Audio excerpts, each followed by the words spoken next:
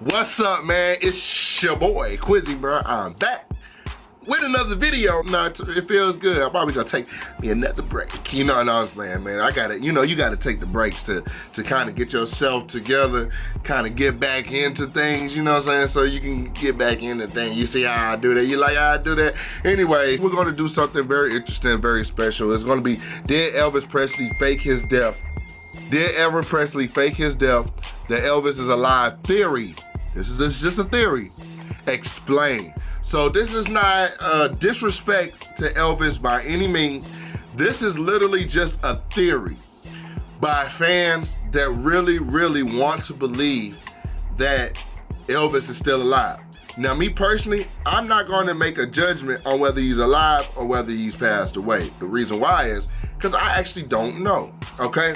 That's just me. That's a simple answer, right? Now, I want to believe that he's passed on, his soul is laid to rest, and then he's looking down. But we don't know how things are. So let's just, for the sake of the video, entertain it with respect, all right? Y'all hit that like button, man. Go ahead, hit that like button, show some love, man. Let's get started. Today's episode is brought to you by Manscaped. On August 16th, 1977, Elvis Presley passed away at the age of 42, and millions of people all over the world went into mourning. But almost as soon as the news broke, rumors started that he faked his death and went into hiding. On today's episode of Strange and Unusual Tales, we're going to dive into the history of this conspiracy theory and try to separate fact from fiction in order to answer the question, did Elvis Presley really die? But before we get into all the details, if you like these kinds of videos, take a second and subscribe to the channel if you haven't already. It's a small thing that makes a big difference. Now, the gist of the Elvis is Alive conspiracy theory claims that in December of 1970, President Nixon swore in Elvis as a federal agent at large. Elvis then spent the following years working undercover with the Bureau of Narcotics and Dangerous Drugs, and through this appointment, he eventually gave up information to the FBI that led to the takedown of an international crime syndicate with ties to the mafia. In retribution, the mob put a hit on him, and Elvis was placed into the witness protection program. Wow, that's crazy, bro. So if that's the case, which I don't know, I don't think Elvis would be snitching. You know what I'm saying? That's what we call it in my community. We call it snitching. Now, I don't think Elvis would do that, but I can't really say, you know what I'm saying? Because maybe, the feds have something on you that you don't even know. And the feds are not opposed to putting things on people. Something you gotta think about. His death was fabricated by the U.S. Department of Justice using a wax dummy in the open casket funeral. Since going into hiding, Elvis has remained in contact with his family and has been seen in the public on rare occasions. In the early 90s, believers of the theory thought that he would return to the public spotlight within the next few years. This, of course, has yet to happen. Now, the bulk of this theory comes from three key components: his real-life involvement with the U.S. government, the suspicious circumstances surrounding his death, and lastly, the various sightings of Elvis over the years. Let's start with his connection to the U.S. government. By 1970, Elvis had become an avid fan of law enforcement and started to acquire a large collection of police badges, often getting one from every city he performed in. Some of these even carried honorary titles, such as Captain Reserve with the Memphis PD. Wow. And this is important because when he wrote a letter to President Nixon in December of 1970, I think he really just wanted a badge to add to his collection. But in his letter, Elvis expressed interest in becoming what he called a federal agent at large, which is something he either heard or made up because it doesn't really exist. He went on to say that he was concerned by what he saw as a decline in America with rampant drug use and communist ideas. Hey, but one thing, at that time, there was a lot of people just love to blow my phone up when I'm doing this. There was a lot of drug use. There was a lot of things going on at that time. You know what I'm saying? So that would be interesting that they would, with being the U.S. government, if they wanted to control America, they would use somebody as influential as Elvis. It's not like disrespectful or uncommon to think that the U.S. government wouldn't use one of their most valuable assets, and that is the stars of the United States. Like if you got a big influential person that can influence a lot of people, women especially, which women can influence men especially, then it's not uncommon to even think that. You know, just to think that. Not even just say that happened, just to think it. Remember, this is all speculative. He felt that he could be most useful in getting an anti-drug message to the youth because, and I quote, "the drug culture, the hippie elements, the SDS, Black Panthers, etc. do not consider me as their enemy, or as they call it, the establishment." He later added, "I'm right in the middle of the whole thing where I can and will do the most good." Also, the fact that he asked not to be given a title or an appointed position, I think led some people to believe he became an undercover agent. Anyway, after dropping off the letter in the morning of December 21st, 1970, a meeting was scheduled later that same day between Elvis and Nixon at the White House. During the course of their conversation, Elvis showed off a few of his police badges and then reiterated his knowledge of drug culture and communist brainwashing techniques. He expressed his desire to serve his country and help out with the drug problem any way he could. Nixon agreed, and towards the end of the meeting, Elvis asked for a Bureau of Narcotics and Dangerous Drugs badge to add to his collection. But here's one thing though, you know, with the whole war on drugs, we see how that played out. Bro, the whole war on drugs, that shit was some bullshit. And I'm not here to get political, by any fucking means. No, not by any means. But the war on drugs was really some BS, you know. And I honestly feel like, because let's say you were older. You know what I'm saying? I'm talking to older audience. You went to work. When you went to work, you slaved away. You busted your butt. You made your money. You went home to your family. Some people live well off than others. Some people didn't.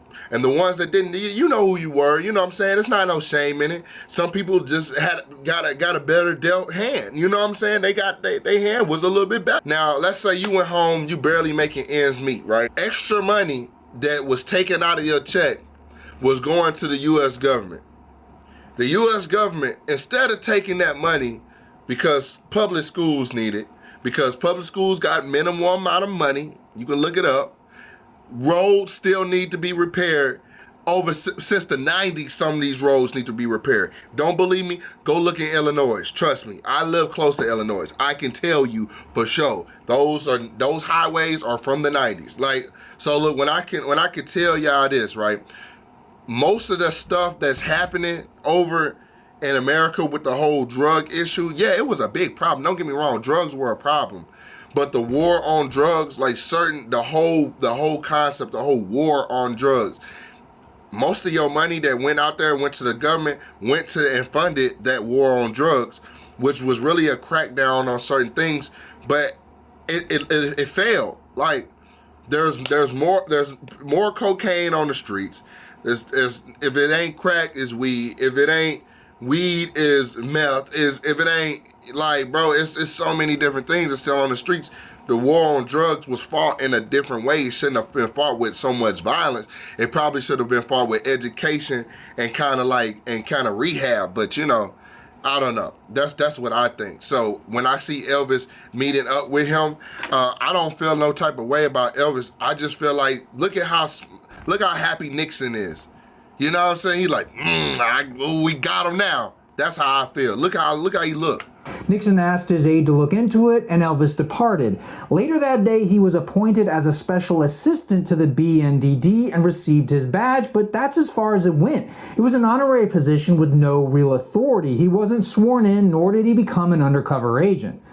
All right, let's fast forward a bit to May of 1976. Elvis was looking to sell his Jetstar airplane. At this point, he had several private planes, and he needed to let this one go because it wasn't even airworthy. His father, Vernon, who handled all of Elvis's finances, was tasked with finding a buyer.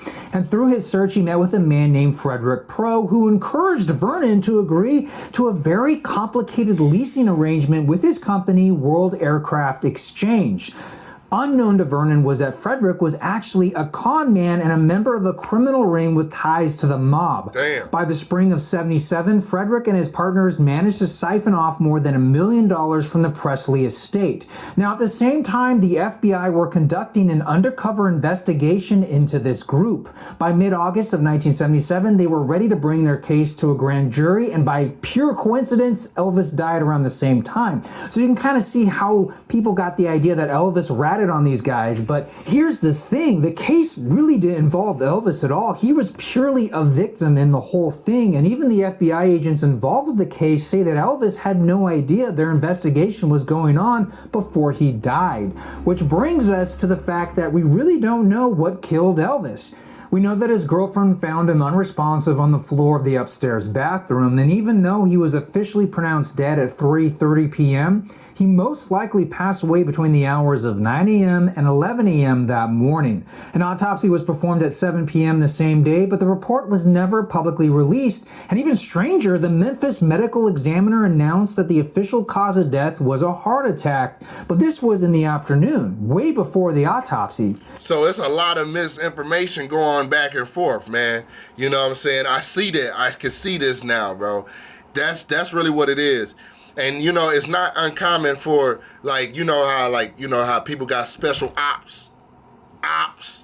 It be going in people's houses, and it be doing all types of stuff, bro. They be having this during wartime, man. Like, this is not uncommon for somebody to get in undetected, to do some things. But I wouldn't necessarily think they would kill him. Maybe we don't know if she, I'm talking about his lady at the time, is she fabricated that story to help the fact of Elvis escaping. You know what I'm saying? Like, who knows, that like U.S. government could be protecting them, you know? The pathologist performing the autopsy thought this was possible, but also suggested that he could have died from polypharmacy since he had at least 8 prescription drugs in his system at the time of his death. In the years since, several medical experts have looked at the report, but none of them have come to the same conclusion, which leads some believers to claim that this is evidence of a cover-up. But determining a cause of death isn't an exact science, and Elvis wasn't in the best shape. We know that at the time of his death, he was suffering from diabetes, glaucoma, an irregular heartbeat, high blood pressure, liver damage, and constipation, the last of which was most likely caused from all the drugs he was taking. That's interesting, though, because, I don't know. I was just thinking, like, you know, they could have led up to it.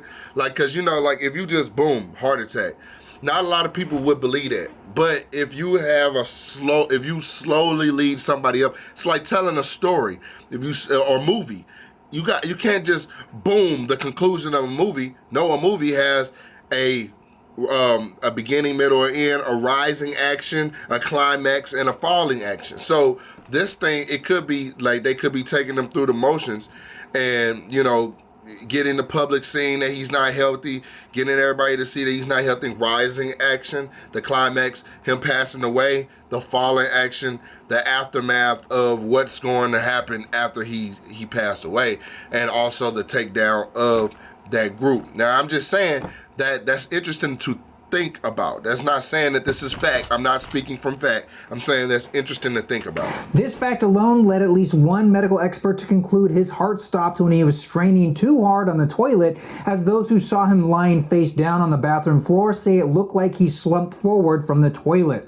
Believers will also point to the fact that the autopsy report is private and not available to the public, meaning it's another piece of the cover-up. However, the reality is, because the overseeing doctor concluded that he died from natural causes and not from a drug overdose or foul play, the report remains private. Had he concluded otherwise, then it would become public record. Ultimately, this has more to do with Tennessee law rather than a carefully arranged cover-up. Then there's the issue with the medical examiner's report, in which some people claim Elvis But who knows the law better than the law? wrote himself. Even a 1991 TV special got a handwriting expert to claim this as fact, but when I look at both documents cited, I don't see a connection. It looks like two different people to me. And this brings us to the funeral, which happened 2 days later on August 18th. Now, there's a theory that a wax dummy was used in place for the open casket viewing, and this comes from a photo of Elvis on the cover of the September 6th issue of the National Enquirer. A lot of people thought it didn't look like Elvis of the 70s, but more like a 1950s Elvis with a weird pug nose. Those that were at the viewing say Elvis looked really bad in the casket, and that he might have even been wearing a wig, which contrasts with the photo. Most likely there was some photo manipulation done and or they faked the photo using a picture of a younger Elvis. We'll never really know the full story since the original negative was conveniently destroyed in a fire. Also, with over 1,000 people in attendance, you would think one of them would notice a wax dummy. There were also reports that the 10 pallbearers had trouble lifting and moving the coffin, which supposedly weighed 900 pounds, much more than a normal casket. Well, that I don't know about that, because, you know, Elvis was very flashy, you know what I'm saying? So it's not uncommon for them to go all out when they bury him, because why not? You know what I'm saying? Like, he made the money. Why not go all out burying him? You know what I'm saying? This led some to speculate that it was fitted with some sort of cooling system which made it heavier. This system was used to keep the wax body from melting under the warm Memphis sun. However, when I look at the footage of the funeral, the pallbearers look more like they are struggling to walk as a group. Plus, Elvis's longtime friend and road manager Joe Esposito said the casket weighed 900 pounds because it was made of solid copper. And finally, we have the curious case of his gravestone spelling his middle name with 2 A's when his birth certificate has it listed with 1 A. Many see this misspelling as another clue, but I think it has more to do with his grieving father respecting his son's wishes. According to Marty Lacker, Elvis's close friend and co-best man at his wedding, in 1966 he asked Elvis why he spelled his name with 1 A. Elvis replied it's because his parents weren't great at spelling when he was born. Elvis then turned to his father and said, "From now on, I want my middle name to be spelled with 2 A's, just like in the Bible." His 1972 divorce documents confirm his legal name status with 2 A's. And this brings us to the last component, arguably the most infamous and entertaining, the Elvis sightings. Now, I don't have time to cover them all, but I'll go through the most well-known. I don't know, everybody, they do say everybody out here got a twin, bro. Why did I flick this? I didn't even know I could do that. Anyway, they do say everybody out here has a twin, though. Starting with the earliest, in which someone claims to have seen Elvis at the Memphis International Airport on the same day he died. Elvis reportedly bought a ticket to Buenos Aires and went by the name of John Burroughs, which is what he used when checking into hotels to avoid attention. The only problem is the Memphis airport did not offer flights to Argentina at that time. There's no record of a passenger by the name of John Burroughs, and there's no source witness. But see, here's the thing, though. If they're covering up, the U.S. government is not well, the U.S. government is not stupid by any means. I'm gonna say that. If they're covering up something, why would the airline report that there was a flight? Why would they report that there was a passenger? You see what I'm saying? And why would they say, oh, they would pick an airport that doesn't have a known flight going to a known place that they already go to. Like let's say like St. Louis. Let's say I get on an airplane. We know Elvis did have his own airplane, right? So let's say that I'm at a St. Louis, right? And I'm faking my own death. Why would I go to the St. Louis airport and fly to Chicago or fly to LA or fly anywhere I know the St. Louis airport would automatically fly to, the Lambert Airport here in St. Louis? That doesn't make sense. That's not a good cover-up. Like, that's sloppy. So that's why I'm like, that's why I can see the fuel for all of this. And this is not negative. I think that people just want to believe that he is still alive, you know? And I'm not upset at that at all. I'm not upset at that, you know? Let's keep going though. Let's keep going. The next big sighting occurred on a New Year's Day tour of Graceland in 1978. Mike Joseph snapped a pic of the pool house, and only after getting the film developed did he notice what looks to be Elvis sitting in the pool house. It was later determined to be a photo of Elvis's security guard and touring wardrobe manager Al Strata, but that didn't stop the photo from making the rounds within Elvis fan circles and probably fueled the conspiracy theory around the US. Also in 1978, the book Orion was released, and it was about how a famous Southern singer faked his death. The singer character was very clearly based on Elvis. In fact, many of the details of this conspiracy theory come from this book. Wow. And it even inspired singer Jimmy Ellis to don a mask and call himself Orion. His first album was released in 1979 titled Reborn, with a cover featuring a very Elvis-looking guy in a coffin. Because he sounded so similar to Elvis, this caused some listeners to believe he really was Elvis, and of course his record label did nothing to stop such notions, as it was good for record sales. Eventually he became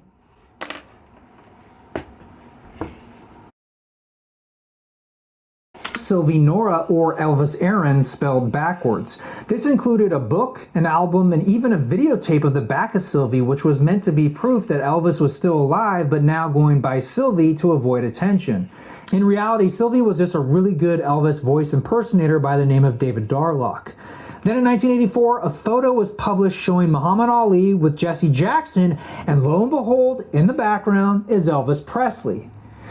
Now, this wouldn't be that far-fetched if Elvis was alive, since he and Muhammad Ali were friends. But the truth was, the man in the photo was Ali's agent, Larry Kolb. 1988 saw the release of the book Is Elvis Alive, bundled with a cassette featuring an exclusive interview with someone claiming to be Elvis. In truth, the voice on the tape was David Darlock again.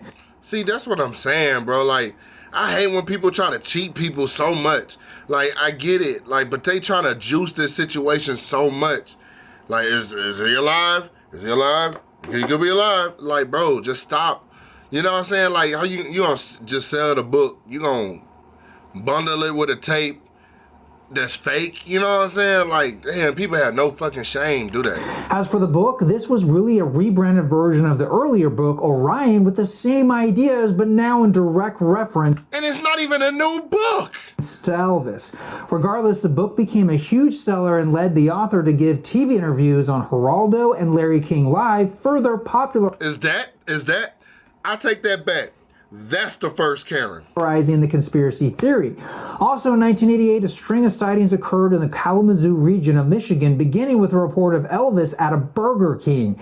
These sightings became a lucrative subject matter for the supermarket tabloid Weekly World News, whose outlandish coverage turned the conspiracy into a phenomenon in league with UFOs and Bigfoot sightings. But I would say the peak of the conspiracy theory revolves around two live TV specials, one in 1991 titled The Elvis Files, and the 92 sequel, The Elvis Conspiracy. Both were hosted by actor Bill Bixby, who worked with Elvis on 2 movies. Both of the specials featured interviews with experts, authors, eyewitnesses, and even had some glorious over-the-top reenactments. And even today, the conspiracy persists, even in strange places, such as the 1990 film Home Alone.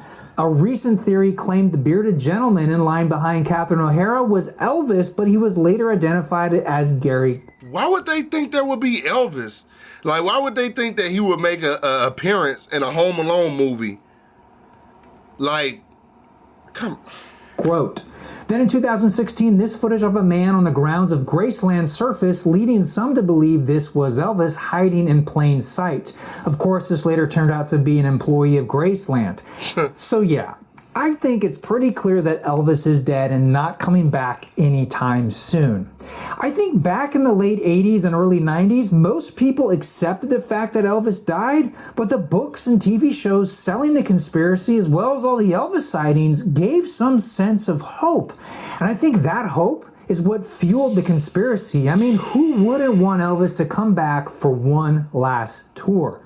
But even if you're still convinced Elvis is alive, these sightings can't go on forever. Even if he lived to 100, we only have a few more years of plausible sightings. In the end, I believe Elvis really left the building in 1977. As you may already know, Elvis's motto was taking care of business, and that's exactly what Manscaped. You know what, that's interesting, bro. Like, at the end of the day, I do think that, you know, there's nothing wrong with keeping hope alive. There's nothing wrong with, you know, keeping this alive as long as it is not abused. Like, if I wanted to believe that Elvis was still alive and somebody across the room wanted to believe that Elvis had passed away, that's fine. It's fine. That's fine. It's because it's my belief and it's your belief. That's fine. If I want to believe in conspiracy theory, that's fine. If you don't, then that's fine. I think that we should respect each other. But the problem comes where people try to make a buck out of it. Now, if I came up and I started saying like, yeah, look, Elvis is alive. Look, here's a tape. But you know the tape is from somebody else. That's some bullshit. I'm sorry, like, I'm not gonna, I'm gonna keep it real with y'all. Like, I'm not gonna sit here and play games. That's some straight bullshit. Why? Because not only are you selling the conspiracy theory that you probably don't even believe, then you profiting from other people. And yeah, people can say, oh, well, you know, people profit from people all the time. I'm like, all right, that's fine. That is what it is, but they don't make it right. You feel me? And me personally, if I pass away, you know what I'm saying? Or well, one day when I will, do I want people that's not my family selling books and selling things? Oh, Quizzy's still alive. What? No, I don't want people to do that.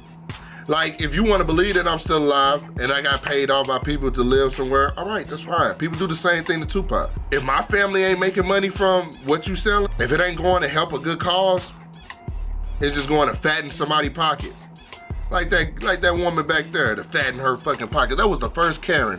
I take that back from the last time. That was the first Karen right there. That's the video for today, man. I know it's kind of a long one, but I definitely want to touch on this topic because I think that it's interesting, kind of a breakaway, but from what we normally talk about and the videos. I don't want to be a regular reaction channel. Like, that's not my goal. My goal is to push the boundary with certain things, get some topics going, talk about some things, see what y'all think about it, being in the realm of being respectful, but still being interesting. Let's be interesting. Let's talk about some interesting stuff. I think this was interesting, y'all.